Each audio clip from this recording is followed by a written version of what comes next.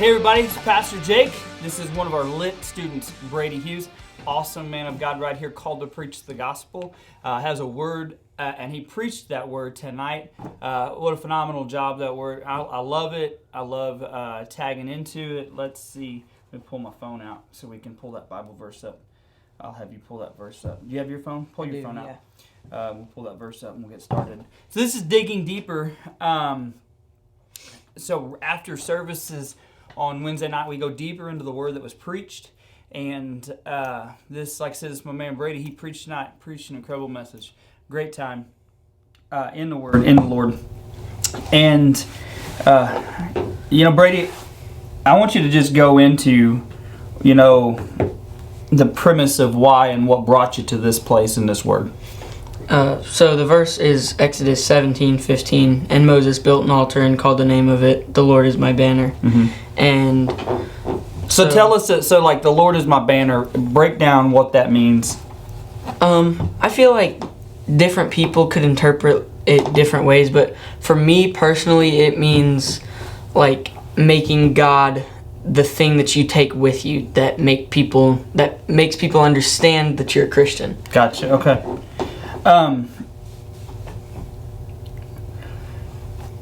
How important that is to know today in the society in which we live in. It's so incredible that people understand, not that we beat them up, right, with the word. We could do it. Doesn't mean people are going to get saved. But to know that we stand on this side. This is the side we stand on. And we must stand firm and call God our banner. But I think it goes so much deeper than go into a little bit about what you said tonight about allies and enemies. About what you spoke on there, because I want them to get that. So for me personally, I connect things in, like, some people connect things through music or television or different things like that. But for me, one way that I can connect things really easily for me is through military type analogies. Yeah. And so, like I told with the story of the Roman army, when they went to conquer, they took a banner with them, then it was called a standard. Yep. Which is their battle flag. Well, when you look at the other verse, it says, in the Spirit of the Lord, when the enemies came in like a flood, the Spirit of the Lord raised up a standard, right, or a banner against them. Go ahead. Sorry, I didn't mean to cut you off. It's fine. But that's the way that I connect with things, and so that has just been with me and just made me think that we need to hold our banner high so that our enemies and our allies know. That way we don't have to scream it. We shouldn't be required to scream it all the time. We should be able to, people should be able to see it through us just by the way we act and the way we love people. Exactly. Not in the fact that we're preaching down people's throats all the time. Now and I hate to say that like that, maybe that's not a good way to put that, to say that we're preaching to or at people all the time, but people should know it by the words we speak and how we speak, but not that we have to say, I'm a Christian. We should show that love and we should preach Jesus.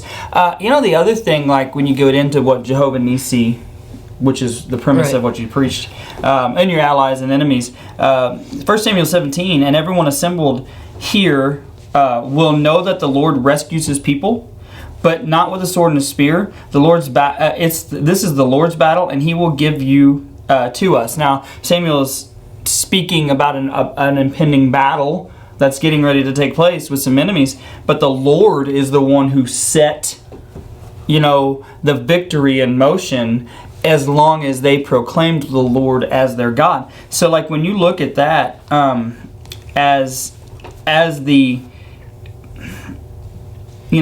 what that banner should represent or say. A lot of people are carrying a banner who aren't carrying a banner.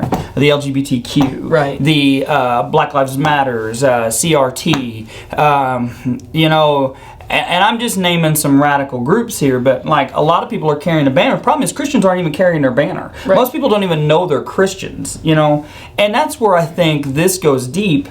And I'm sure that there are Christians that don't even know that there is such thing as the Christian flag. Yeah, absolutely. Yeah, which is crazy. And you know, and it's deeper than putting a sticker on the back of your car even. Cuz like Right.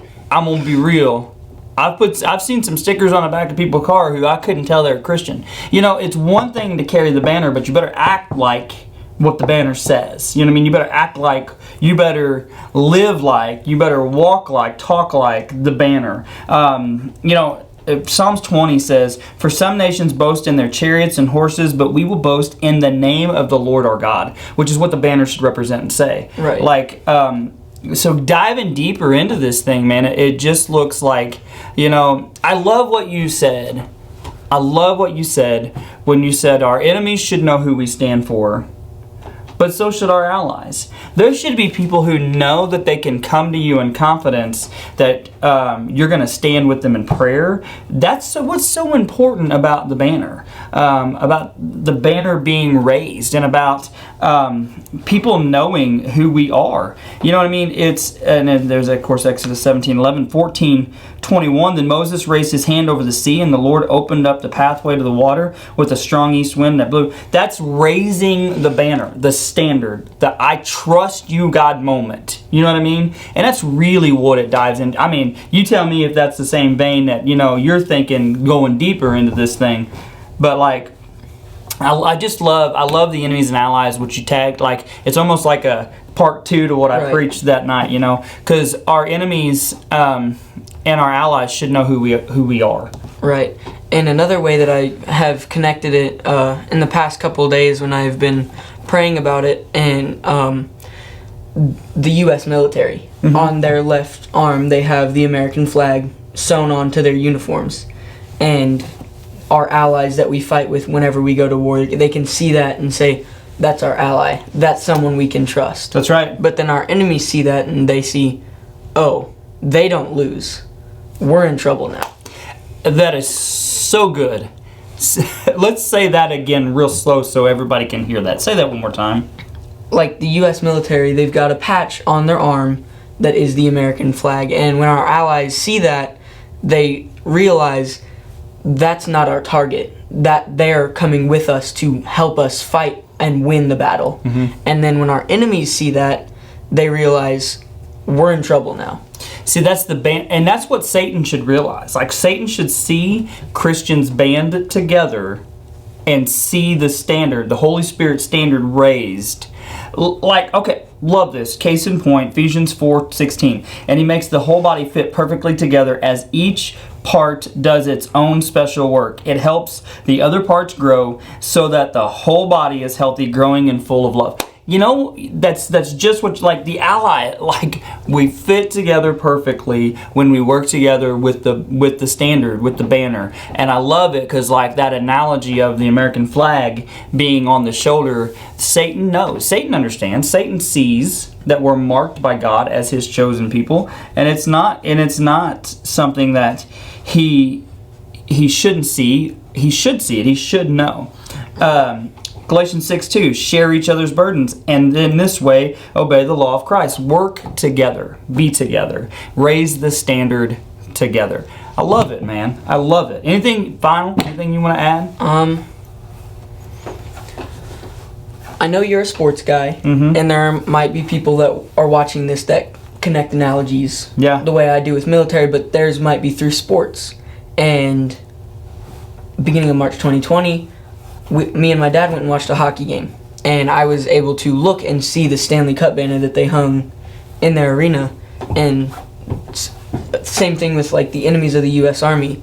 The opposing team, whenever they would come to the Blues home stadium, they could see, oh, we're versing the world champions. They don't lose here. They've got fans that cheer them on, and they've got a team that will carry each other through it, and they're going to win. That's good. And the banner's what Right. told them that. It was the banner, the flag that said, this is who they are. We need to raise up a standard and a banner. Especially, man, this is such a timely word, because in the hour we're living in, it's sometimes hard to know who's who. Right. Now, I believe the lines are being definitively drawn in the sand for the extremist. And I say extremists because there's extremists on both sides. You should be an extreme radical Christian, right? Because there's extreme radical Satan, and whether they know they're Satan loving, worshiping people, most of them probably don't have a clue. They're passionate about what they believe. Unfortunately, they believe anti-biblical standards. So Right. there's radical people on both sides of that coin. And then you got the fringe people in the middle, right? Who don't know what side of the banner they're going to be on one day to the next. Waving a white flag that I don't care. I don't want to do this. Exactly. But you better pick a side. And I think it's so imperative that we raise the banner, the standard. Man, that's legit, dude. Thank you so much. Man, I prayed about him preaching, knew God had a word through him, and it's been good. This is digging deeper, man. When we take the word deeper than what we was able to expound on tonight as he preached it. Go back and watch. Man, if you didn't get to see, and you're watching this, but you didn't get to see him preach the word before this, go back and watch that. You need to see that, man. It'll radically transform your ideas and your mindsets about how you live for God. Digging deeper, Pastor Jake, this is Brady, one of our awesome leadership students.